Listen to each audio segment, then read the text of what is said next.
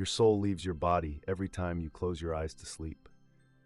I'm Mike, a veteran who once believed life was just about surviving day by day. But everything changed the night I died in my sleep. I woke up in a place so real, so vivid, that it reshaped everything I thought I knew about God, faith, and even politics. I encountered Jesus, and he showed me a glimpse of what Trump's presidency would really bring to this country. It shook me to my core. I went from being lost and indifferent to searching for deeper meaning and faith. The experience flipped my worldview upside down and forced me to confront my own beliefs. What unfolded from that night would test my spirit and redefine my journey toward God in ways I never imagined. I'm Mike, and I want to share the night everything changed for me. It started like any other evening. I laid down in bed, exhausted from the day. As I drifted off, something felt different. Suddenly, I was pulled from my body, floating above myself, looking down at the quiet room. I felt no fear, only a profound peace.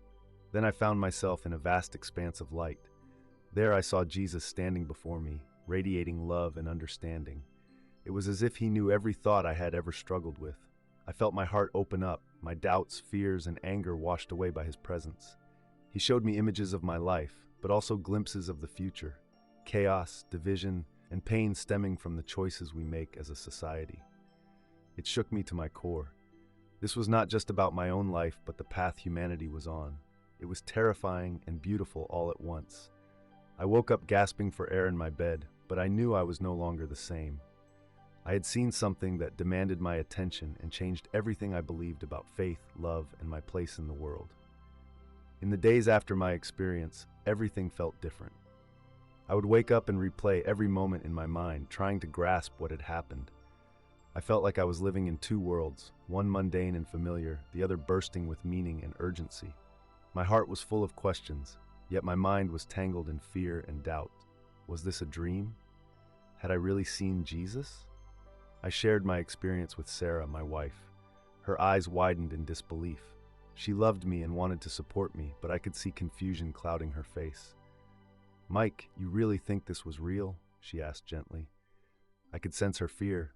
What if I had lost touch with reality?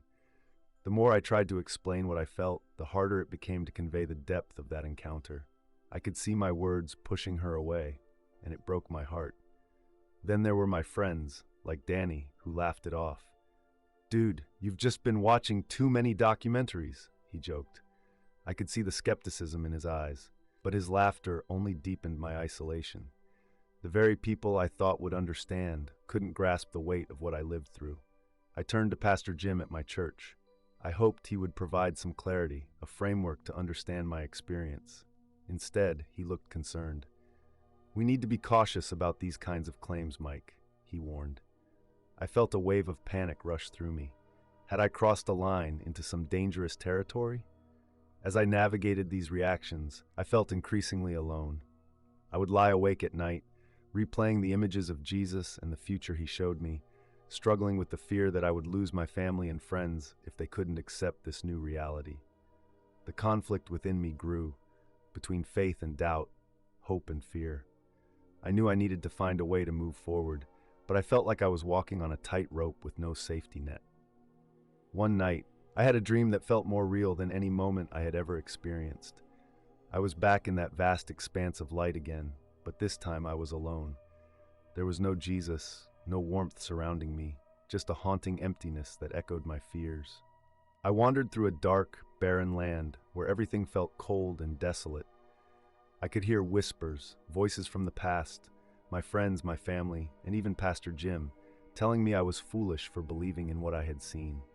Then a figure emerged from the darkness. It was me, the old Mike, from before the near-death experience. He looked lost and defeated, and something deep inside me ached for him. "You have a choice," he said. "You can go back to being ignorant, to the comfort of your old life, or you can step into the light and risk it all for what you believe." I knew right then that I had to make a decision. I woke up in a cold sweat, heart racing, knowing that life as I knew it could no longer exist. I needed to dig deeper into my faith, to explore this new path and what it meant to truly follow God.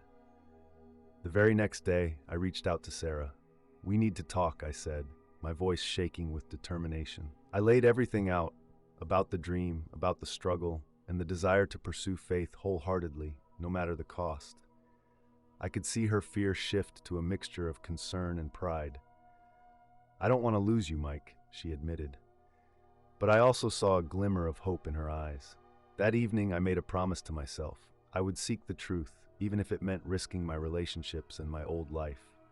I began reading the Bible differently, praying with a new urgency, and even joined a study group at church, eager to share my experiences and learn from others.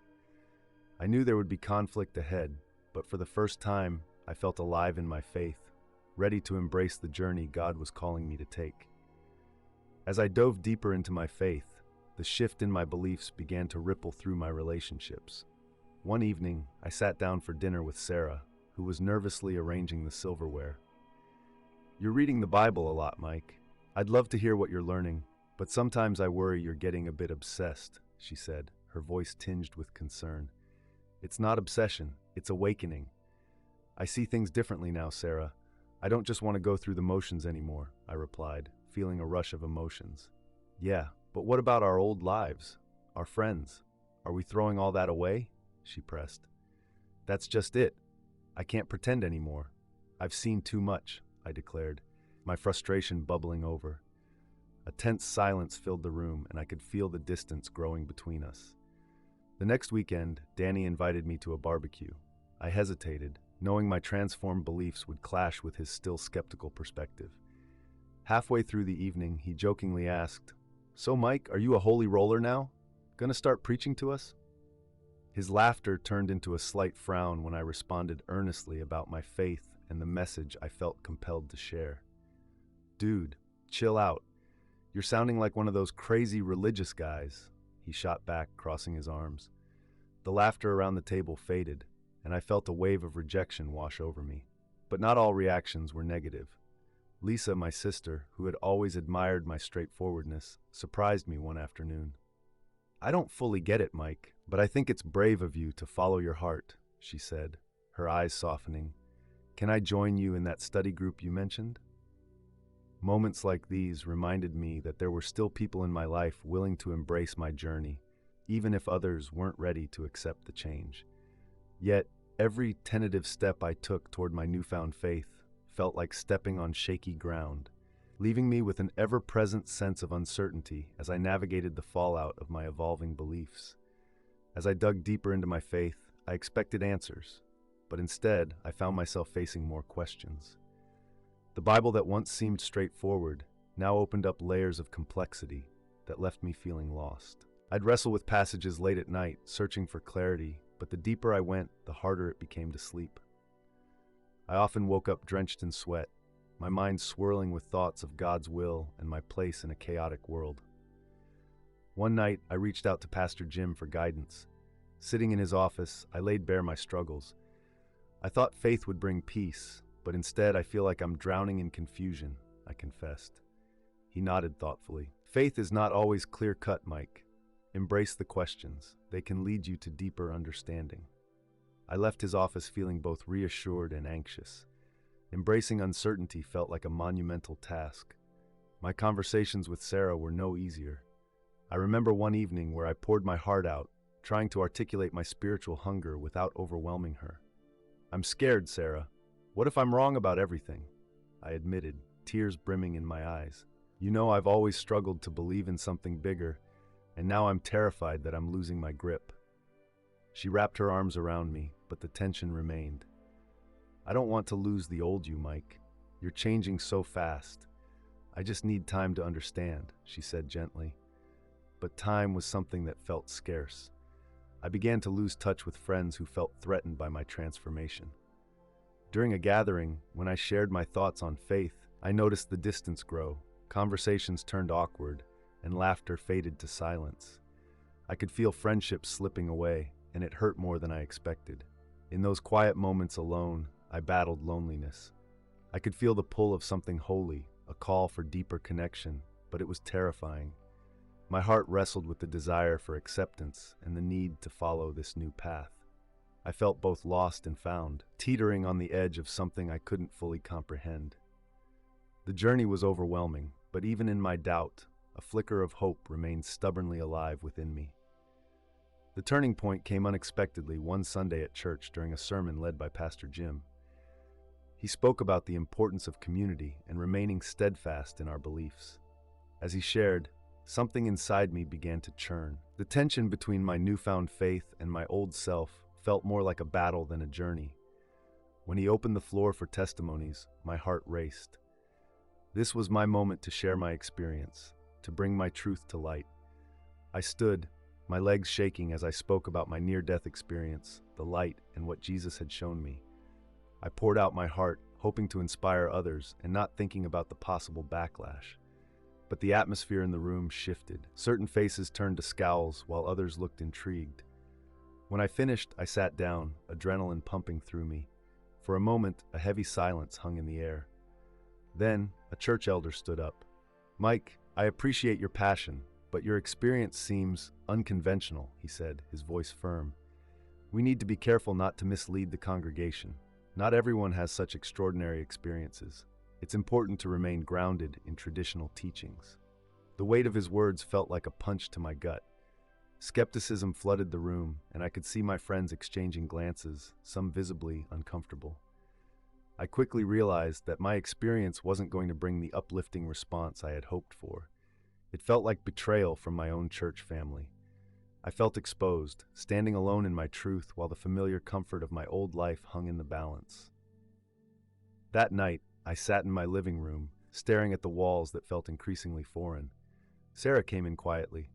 "You okay?" she asked, noticing my distant gaze. "I'm not sure I belong there anymore," I replied, the words spilling out. "I'm scared that my old friends, my church, they don't understand. Maybe I'm too different now." She knelt beside me, tears in her eyes. "I don't want to lose you to this, Mike, but I see you're struggling. Are you really ready to walk away from everyone and everything you know?"